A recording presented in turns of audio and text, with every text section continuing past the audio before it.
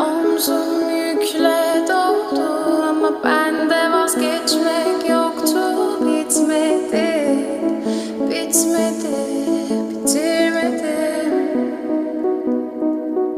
Ben özel değilim ya da öyle bir şey, ama sen varken hep böyle hissettim, böyle hissettim. Yanan her şey görünmüyor olmalı, bunu sen de hatırlarsın da artık